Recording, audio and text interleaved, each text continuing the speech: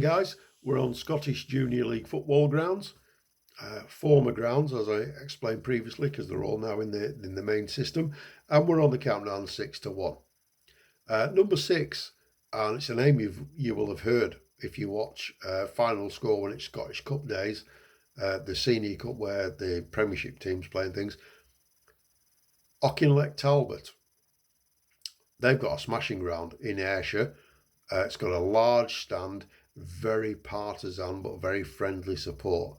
They play in gold and black, in the same sort of colours as Wolverhampton Wanderers. They have a club shop and you can buy things, scarves and shirts and things, and they've even got an online shop. Very well organised, very well manicured pitch. They play good football. They beat Ayr United a couple of years ago, who were in the Championship. They beat them in the Cup, and they're just a good side. They pay good money, and they're sitting out the current season 2021 to re-establish themselves, because it was a friendly only season really. So they're sitting out, gone into what they call into abeyance, and they'll reappear next year in the main league. Very good side, and they've been at the head of the junior rankings for several years now. So that's Auchinleck Talbot. Number 5, Hurlford United. It's a small village in East Ayrshire, and the ground is it's quite a wet ground. It's surrounded by stone walls and with a church on one side. It's a small village, Hurlford. I went here with Mike several years ago, liked it so much. And then I have another mate, Steve, who you may know, Steve Jones, the local vicar in Carnforth. He's a Northern League umpire and non-league football aficionado. Managed to persuade him to get in my car and drive 2.5 hours to the middle of Ayrshire to watch Hurlford against Auchinleck in the, I think it was a Junior Cup quarter final. And he'd never seen any football like it before. I asked him to compare the level that this might be at if it was played in England. He couldn't do it, because he said it's such a different style of play. You just can't quantify it. My best guess for this, it's the top level of this junior level. My best guess for this, it's Northwest County, it's Northern Premier League. It may be National North.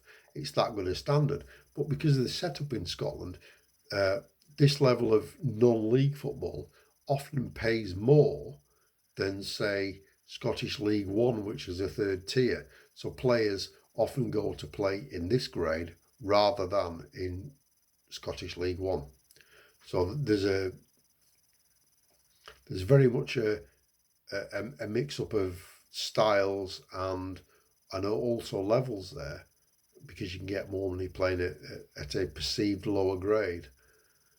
So that's Hurlford United. We went there, we had a pie, we had some chips, and I think Steve had a thoroughly good day out, but his mind was a bit befuddled afterwards. So that's number 5. Number 4, Arthurlie. That's a great ground. That's right by Barhead Station. And it's very old style. It has stone terracing around the sides. It's a really oval, very ornately oval setup. And it has stone terracing all around the sides, and open terrace on the left and at the far end. And then on the right, there's a stand with cover.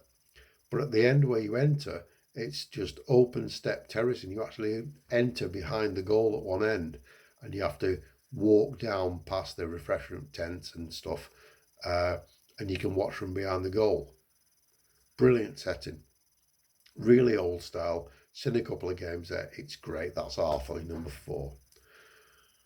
Number 3, Cumnock United. Is it Cumnock United, or is it just Cumnock? No, it's Cumnock Juniors.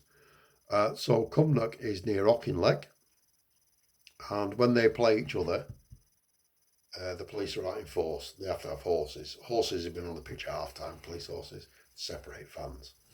It's that. It's that partisan.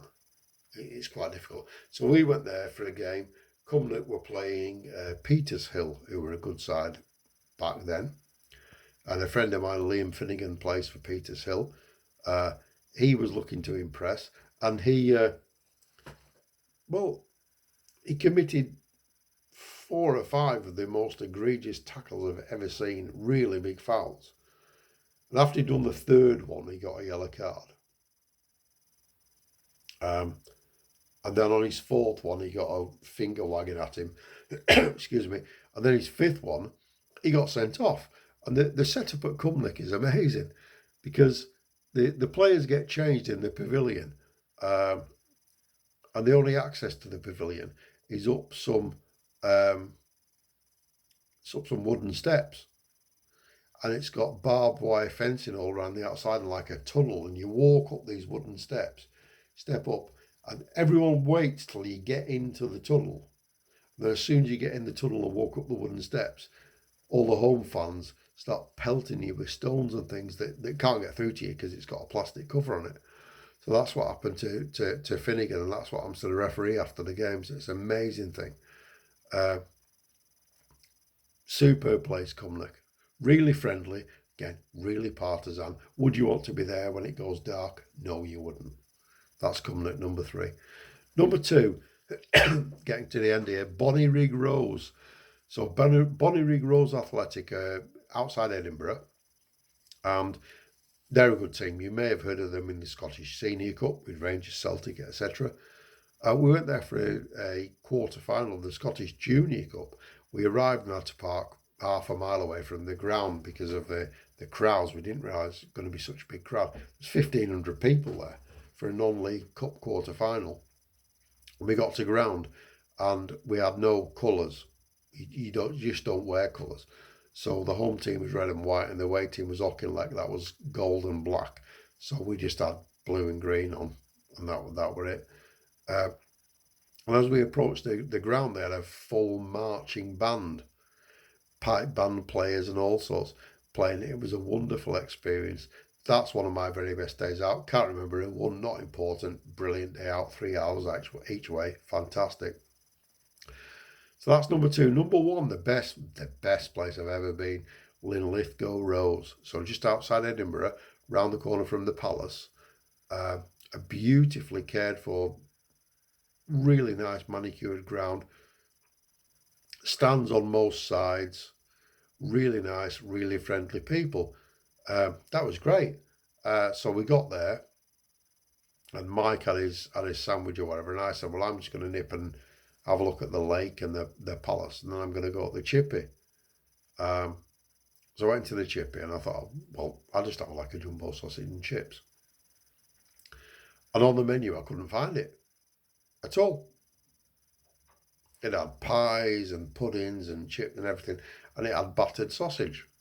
That's what it had, and fish and things. And I said, excuse me, love, can I, because I knew that if you got a jumbo sausage, if you want to batter it, you have to put a batter on and then chuck it in the fryer. Can I just have a chips and a jumbo sausage not battered?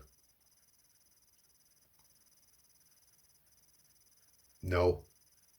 That was the answer. No, you can't. Okay. Well, instead of battering it, can you just chuck it in the fryer? And I'll pay the extra. No.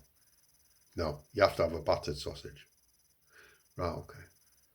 If I have a battered sausage, when you've battered it, before you put it in the tray, can you peel all the batter off and put the sausage just in the tray with the chips? No, you'll need to do that yourself. All right, okay. So then she said, what would you like? I said, can I have chips and a battered sausage, please? Yeah, right, cheers, £4.80. Thanks very much. And 10p for a fork. Brilliant. That was Linlithgow Rose. My best ever experience at a Scottish junior / non-league football ground. Thanks for watching, guys.